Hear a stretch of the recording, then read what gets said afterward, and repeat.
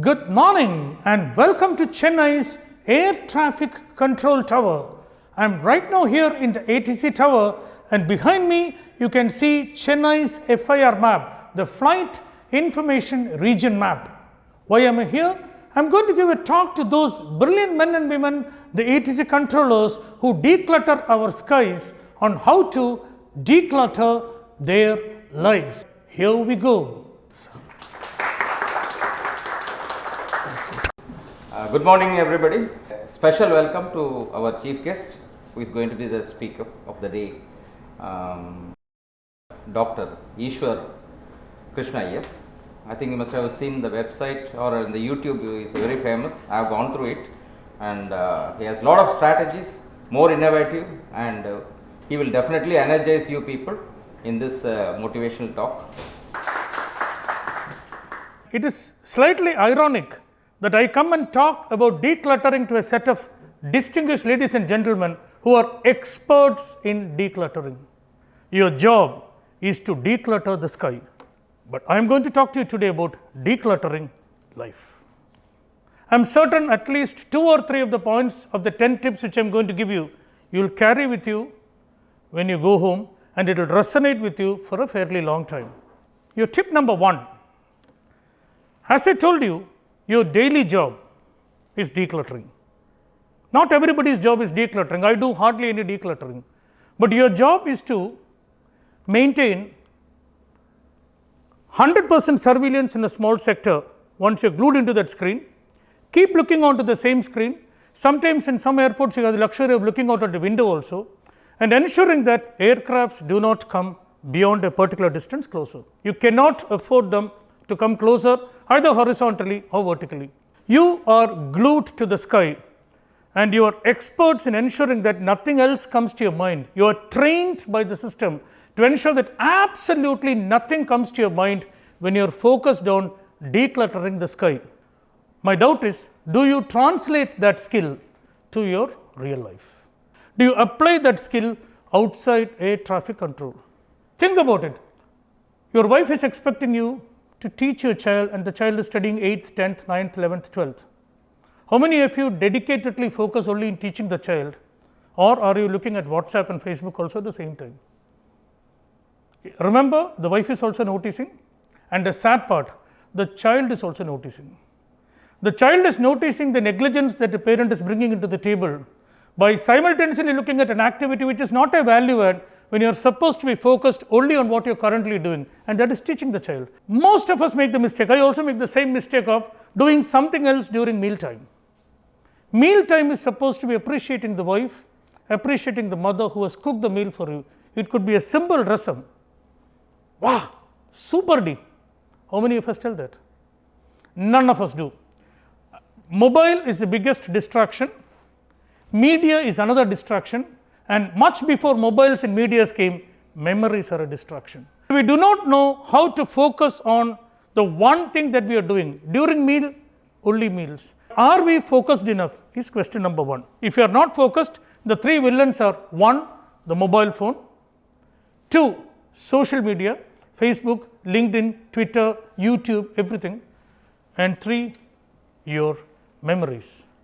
How can you remove those thoughts? How can you become the air traffic controller at home, focused exactly on what you are doing at that particular point of time? Tip number 2, since today happens to be the remembrance day of one of your favorite colleagues, I thought of bringing in one of my favorite colleagues onto the screen. His name is Dr. Professor S. Sriram. We lost him in 2016 to a massive heart attack. He was not even 60 at that point of time, and he taught me a very, very powerful thing about 10 years back. He taught me to make a daily to-do list. He used to carry a yellow paper which can fit into either the pocket or the wallet. I don't know why it was yellow. Since he used to carry yellow, I also carry yellow. I have tons and tons of those.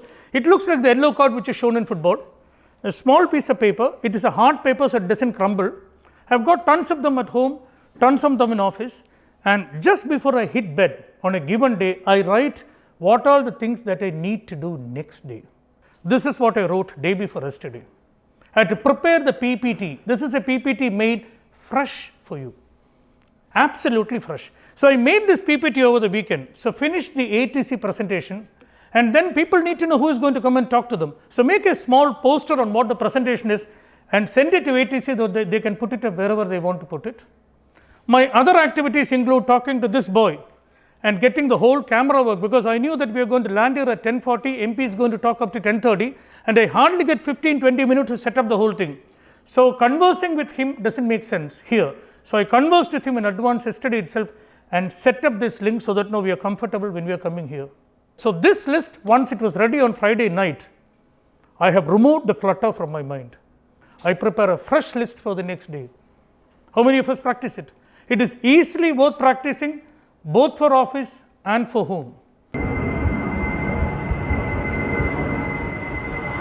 My point number 3 is avoid toxic people. God has been nice enough to create nice people. All of us are nice, no doubt about it. All of us are nice people. But God has not been nice enough. That is not God's job actually, it is your job, my job. God has not been nice enough to ensure that all those nice people are nice to us. Their nicety does not get transferred to us every day. True or false, sir? So, let me divide people into 3, and I call that the 80-19-1 rule. 80-19-1 rule. 80% of the people are nice, and by and large they are nice to us also. We are lucky there. 80% of the people I am okay. 19% of the people, they could be nice, they are not, they might not be nice, but I do not know about them. They do not reflect their nicety to me.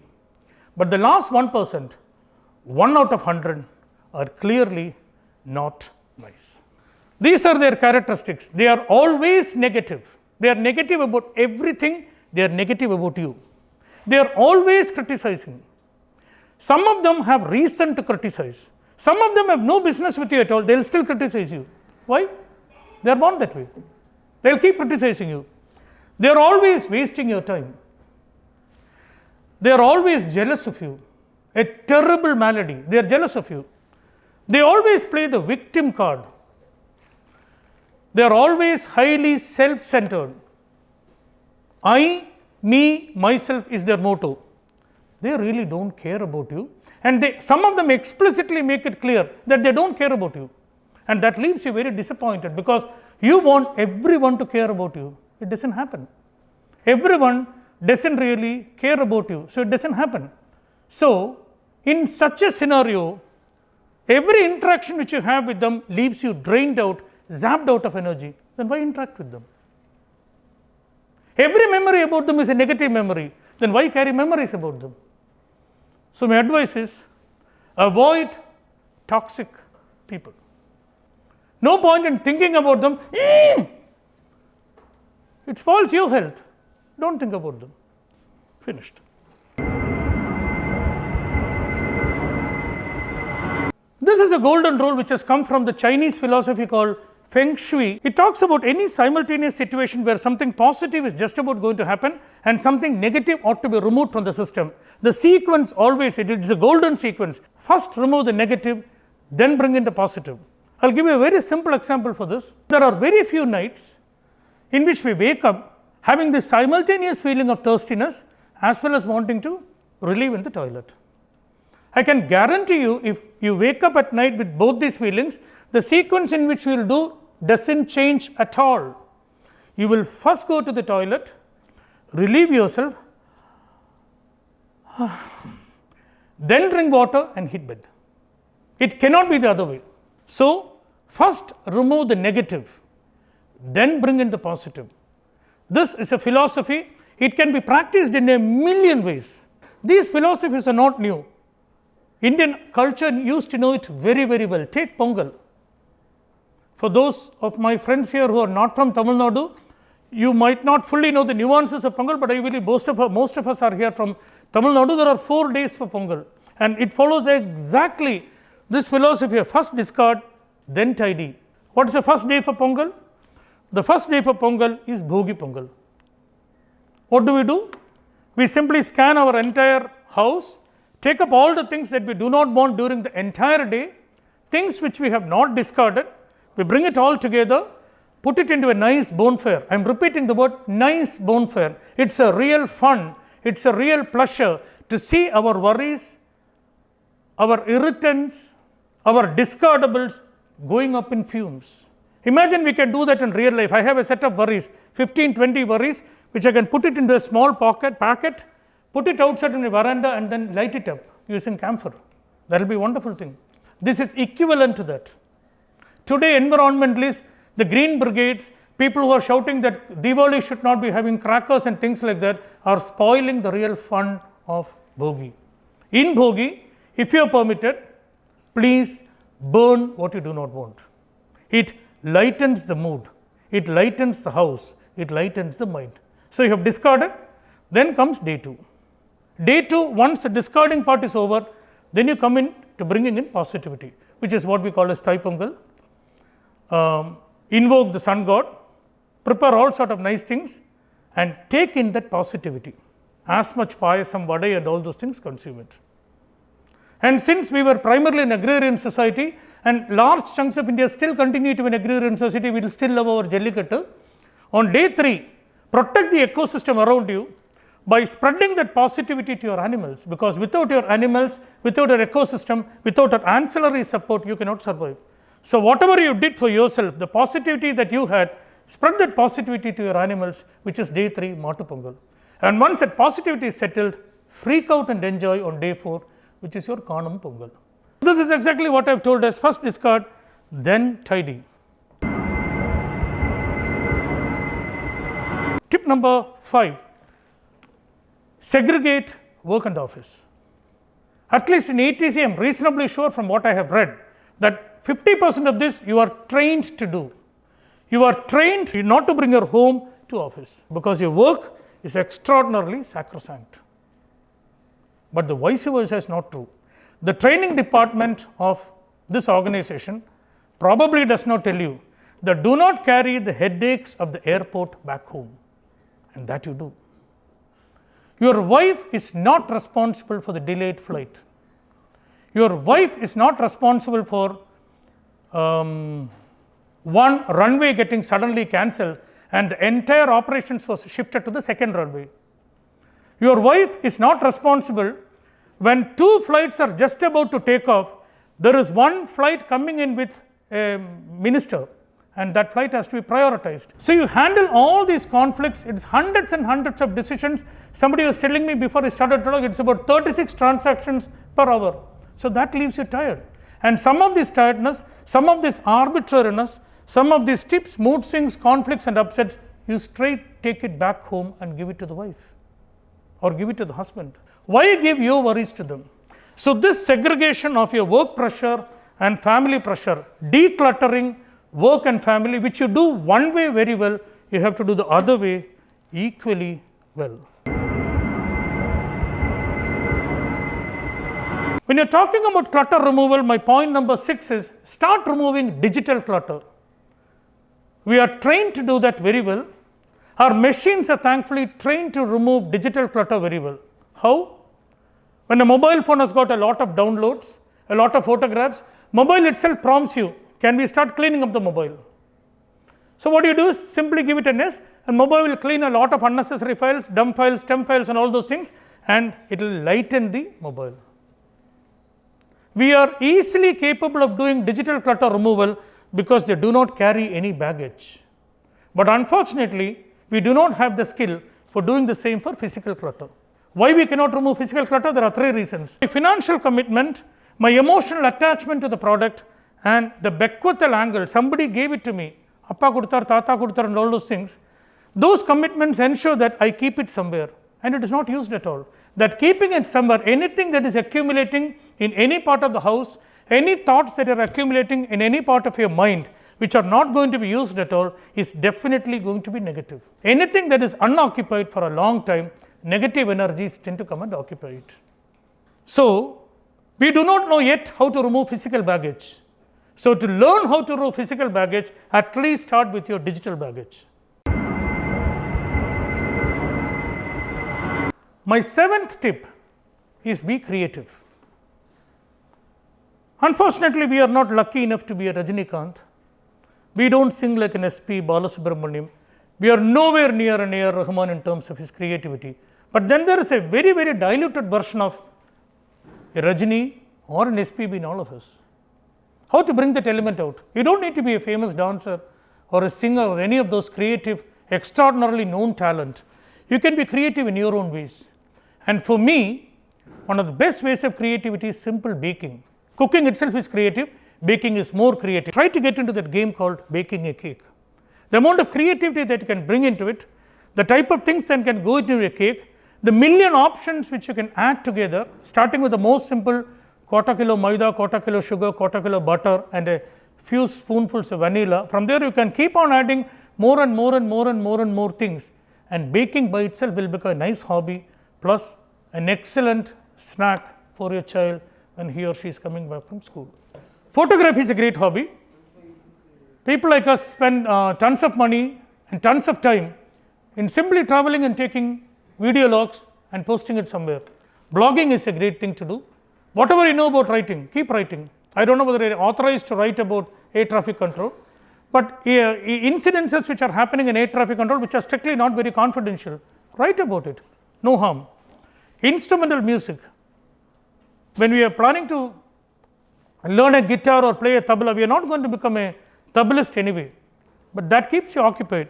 30 minutes, 45 minutes of instrumental music, terrace gardening, the list is absolutely endless. There is a model called the 5S model, which was primarily created by the brilliant Japanese to improve their production efficiency. This is an industrial model and it works originally very well for the famed Japanese consumer durables industry, consumer electronics industry, automobile industry and things like that. But this can be easily replicated in our own lives. Sort, set in order, shine, standardize and sustain. 1, 2, 3 are the basic steps, 4 and 5 are the perpetuity steps. What is 1, 2, 3? 1. As I told you, start sorting. Sorting anything, it could be sorting your wardrobe, sorting your kitchen, sorting your garage and finally it ends up sorting your memories. When you sort, you will find that you will get 3 bins: absolutely unnecessary bin, and necessary bin. 3 bins. And you will be surprised to find that most of the things which you are carrying are absolutely unnecessary. Absolutely unnecessary things, throw it away. Literally throw it away. The second one is an interesting one. They are sort of unnecessary things, but you cannot completely throw it away. I will give you one example of that. My mom, for various reasons, we all have such moms at home. My mom is 83.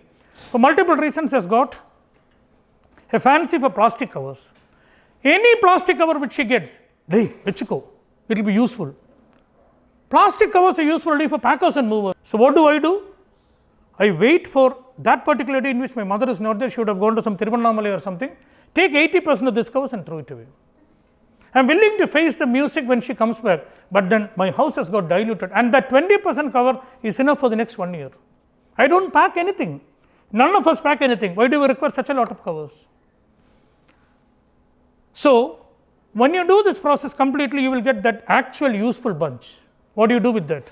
You sort it and set it in order and then put it in shine. The difference between set in order and shine, they are more or less the same. Set in order gives you a dry, functional, boring, utilitarian finish for whatever you want to have. Shine gives you the aesthetic finish. If you want an analogical comparison, set in order is your Aadhaar card photo. Look carefully, it is you only. No doubt about it. Your election card photo, your Aadhaar card photo is step number 2. But your Facebook photo, your Instagram photo is step number 3. So once you are through with these 3 steps, you develop a process for the same and sustain the process are step number 4 and 5. My tip number 9 is cleanse through writing. Many a time we are worried. We all have our own set of worries. There is no way you cannot have worries. I have my set of worries. You have your set of worries. Pen out those worries. Put those worries in paper. The advantage is when you are not penning out those worries, you do not know what that worry is. and you are worried that you are worried without knowing what you are worrying about. So, try to seriously take a pen and paper, a coffee would be a good company, and start thinking what is it that is worrying you, and try putting it in pen or paper. If you cannot put it in pen or paper, you are wasting your time worrying. Why worry on something when they do not know what you are worrying about? That is exactly what that film is all about. How many of you saw the film Dear Zindagi? Dear Zindagi talks about a very young girl, Alia Bhatt, who has got reasons to worry, but she is not sure what she is worrying about. And then it took a doctor, brilliantly understated performance by the one and only Shah Rukh Khan, one of his best performances.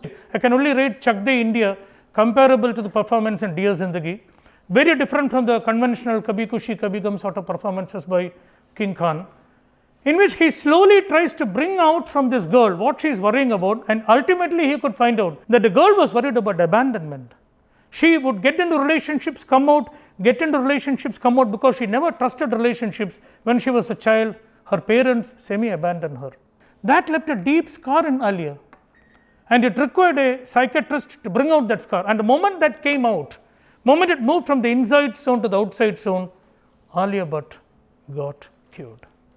We all have those sort of worries. So, the advantage is if you are writing it, if you are able to cleanse it through writing, you will take those worries outside, and the moment those worries are outside, the inside burden comes down. And second thing, when you see it, you can solve it. I can solve things only which I see. So, the moment I start seeing what my worries are, I might start thinking about what could be a solution. Which brings me to the last tip. You would have noticed this chap doing nothing, and you get wild about him. True or false? No, TV. He is not even watching TV. He is pretending to watch TV, and he has moved to his nothing zone. He is doing nothing. So, just to ensure the wife that, what are you doing? TV. Now, there are experts today in doing nothing. They are your children. Your children currently are capable of that, boys or girls. Thankfully, they have learned this art, and this generation called that doing nothing time as me time. Have you heard this word? Children using the word me time. Amma, it is my me time, don't disturb. He or she will send a WhatsApp to the mother. Mother is in the next room. There is a WhatsApp coming. Amma, don't disturb me for the next 30 minutes. I am in my me time. And you get wild. Appadi enada me time noku? They have understood the value of being selfish. Selfishness sometimes is a value. Today's children are addicted to having a headphone with them. It is simply giving a signal to the parent, I do not want you near me right now. I am into my world. So, how do you do that? Simple coffee. Simple coffee would take you a long way, and the slower you are trained to drink that coffee, the more the me time which you get. Do nothing. Pretend to read a newspaper. It could be, I often enjoy yesterday's paper more than today's. Why? In yesterday's paper, I don't have to read anything. I know the news. In today's paper, I have to think and read. So, I will prefer to take yesterday's paper, day before yesterday's paper, etc., and pretend to be reading. I am not reading anything. I do nothing. And the last is music. How many of you know a singer called Harish Sivaramakrishnan? Anybody here? Okay. There are three things which I like about music. In these passions, my passion is music. There are three things that, this is my last part of my pitch. Three things which I like about music. I couldn't connect them together till Harish connected it. The three things are, one, I love the words. I am basically from Kerala, Thiruvananthapuram. So, my understanding and depth and rigor of Malayalam is far more richer than my understanding of Tamil. Tamil is my mother tongue, but my Malayalam is far more rigorous. The poetic understanding of what is written in Malayalam, I would know it far better than Tamil. So, I always used to enjoy good poetry, and lot of good writers write poetic Malayalam. They write poetically in all languages. Kannadasar and all those people write beautifully in Tamil. Second thing is, I am a Carnatic music aficionado, and I love those songs which has got that Sangati version to it, a bit of Carnatic music ending in some swaras and Sangatis and all is the second thing. And third thing, we can all sing well, provided we sing slightly slowly. The S.P. Balasubramanian speed, the K.S. Chitra speed, the K.J. Jayasudha speed, we cannot sing, only they can sing. If we slightly slow down the same song, we can sing it reasonably well. So, these things I knew as disconnected things, but I couldn't rigorously practice till I found this wonderful gentleman, Harish Sivaramakrishnan. And somehow he does exactly these three things. He selects those Malayalam songs which are completely rich in meaning, It takes you to the greenery of Kerala, to the 60s, 50s Kerala. 60s, 50s India itself is beautiful, 60s, 50s Kerala is extraordinarily beautiful. Vannati Puzhayude Theerathu and all those things evoke a lot of nostalgic memory in you. He brings in that Carnatic element in that song and he simply slows down the song. Neelaravil innu ninte താരഹാരമിളകി നീലരാവിൽ ഇന്നു നിന്റെ താരഹാരമിളകി സോമബിംബ കാന്തിയേകും ശീതളാംഗമേകി പാർവതി പരിണയയാമമായി ആതിരെ ദേവാംഗനേ കുളിരലയും ഗോരോജനമെഴുതാനണയോ നീലരാവിൽ ഇന്നു നിന്റെ താരഹാരം ഇളകി.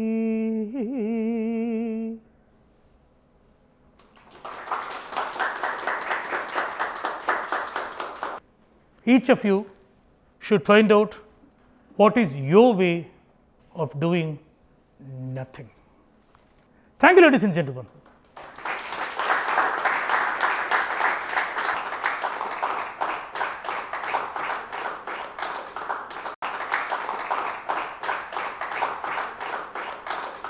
Since we were taking this video from air traffic control, I thought it prudent to come outside and have a glorious view of Chennai Airport.